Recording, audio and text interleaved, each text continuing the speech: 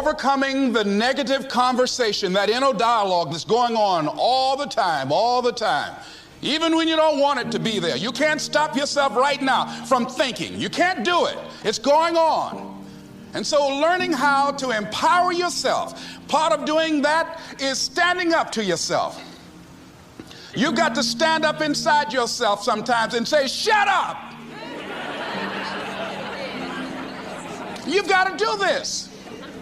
I was going to give a presentation, and this voice inside of me saying, you can't do this. You don't have everything it takes. Shut up. I'm behind on my bills, and you're telling me what I can't do. I have got to do it. You'll get scared sometimes. Your mind will go blank on you. Some people you will allow to unnerve you, and you wonder, what's wrong with me? I'm not crazy. That's why you've got to learn to make a conscious, deliberate, determined effort to stand up inside yourself. Working on yourself, watching that inner dialogue, it will determine the quality of your life.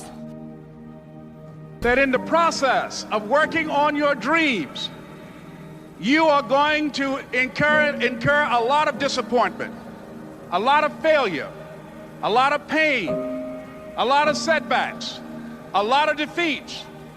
But in the process of doing that, you will discover some things about yourself that you don't know right now. What you will realize is that you have greatness within you. What you'll realize is that you're more powerful than you can ever begin to imagine. What you will realize is that you're greater than your circumstances, that you don't have to go through life being a victim. As Jack indicated, I was born in Miami, Florida, in an area called Liberty City, in an abandoned building on a hard linoleum floor with my twin brother. We were 6 weeks of age. We were adopted. When I was in 5th grade, I was identified as EMR, labeled educable, mentally retarded, put back from the 5th grade into the 4th grade, and stayed in that category until I got out of high school.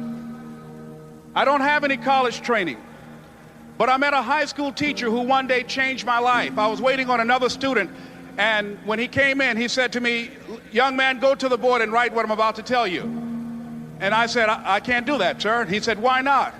I said, I'm not one of your students. He said, it doesn't matter, follow my directions now. I said, I can't do that, sir. He said, why not? I said, because I'm educable, mentally retarded. And he came from behind his desk and he looked at me. He said, don't ever say that again. Someone's opinion of you does not have to become your reality. When a person that's new in sales and new as an entrepreneur, starts doing their business, they get disappointed very quickly because they don't realize you can do everything right with a client, with an agent, with an employee, with a salesperson. You can do everything right, and they can still change their minds. Why? Because people often change their minds. People are emotional beings. Well, Pat, what should I put my focus into? Should I not trust people? I don't know if I'm saying that. This is what I'm saying to you. I know I can control my effort. I can't control everybody's effort. I can control my attitude. I can't control everybody's attitude. I can't control me keeping my word. I can't control everybody keeping their word. I can control me not changing my mind all the time. I can't control people changing their minds all the time. I can control how I'm gonna behave on a daily basis. I can't do the other side. By the way, systems are not emotional. You can control systems. People are emotional. You can't control people. Trust systems, drive systems, trust your mission, trust your vision, trust your crusade, trust what your vision is long-term and what you're gonna be able to do. At the beginning stages of you being a salesperson or an entrepreneur, you can't do that with people because they're gonna often change their minds. Now, does this mean it's always gonna be like that? Not at all. Why? The longer you're in business, you eventually find a group of people that buy into you. You eventually find a group of people that understand how consistent you are. You eventually find a group of people that want to be in business with you forever. You eventually find a group of people that like your style. You eventually find a group of people that like your vision, your crusade, your cause, your mission, and your vision is so big that other people's vision also fits into it, but it won't happen right off the bat. And so while you're watching this video and you're asking yourself, oh my gosh, if I land this one client, it's gonna make me $300,000, it's gonna change my life. I can't wait to land this client. If I land that one sales guy, he's the best in the market. I gotta get this guy. What happens if they change their minds? Do you also change your mind? What happens if they say no? Do you also get down on yourself and say, oh my gosh, I don't know if the business is for me? No. Don't let other people's emotions and decisions and constant changing their minds dictate your mind. You focus on your vision, your mission, and long-term things that you want to do with your life. And eventually, you'll find enough people that want to run with you. Would you be in favor of college students or anyone that may be considering it to take some time off to travel and experience as many new things as they can in order to find themselves?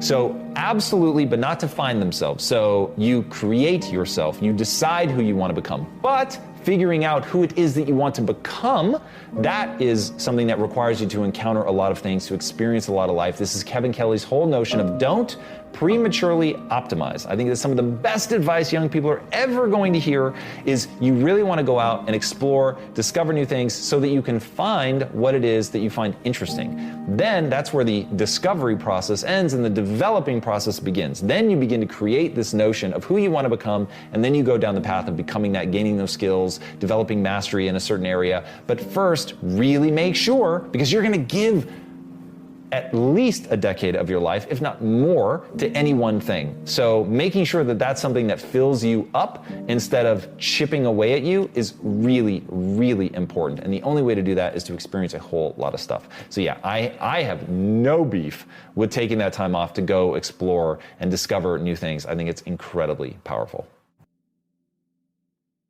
Rarely are we instant experts. You may have a particular gift or affinity towards something, but you still get better.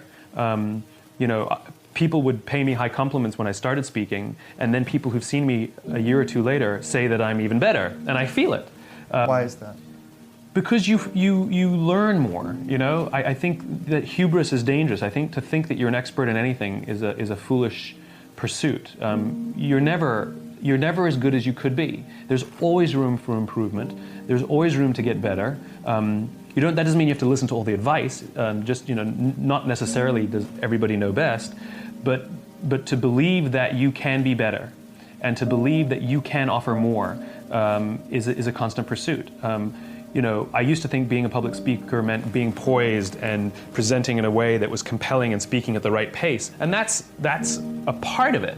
But I have been taking more risks lately, doing things that are very unstructured and very uncomfortable. And I will now do, like if I have an hour to speak, I'd rather speak for 20 minutes and do 40 minutes worth of questions. Mm-hmm. And who knows how that's going to go. And that to me is the best. And so I'm a better speaker because now I'm way more open to the unknown, where a few years ago that would have scared me. Kids were here right now, my daughter would say, Jesus Christ, the world is f***ed up, Dad, for another reason though. Why anybody would want to be raised by you? You have no idea what it was to be your child. And I'm sure I don't. I don't. And my daughter, I think I mentioned yesterday, my dad treats everybody the same, like shit. And I'm hard. And hard works. World-class coaches are hard. We have a guy in the Hall of Fame, my most successful mentees. He says, I haven't been beat this hard since I was the number 2 guy on the Austrian ski team, arguably one of the best ski teams in the world. And then he blew out his knee, and his coach used to beat him. I mean, physically beat him. Now, I can't get away with that anymore, but most of you needed a beating growing up. You just did. And most of you, your parents weren't trained to produce high-performance kids. You and I both know it. You and I both know it. We've had grandfathers, daughters, granddaughters. And we've had sons and fathers in the seminar room. And when you ask the grandfather, I did the best we know how. Ask the mother, you don't know what you don't know. Ask the kid, they f***ed me up. You don't know what your kids really think about you. I do.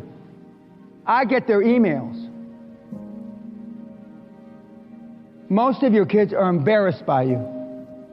In some cases, I'm sorry to say, ashamed of you.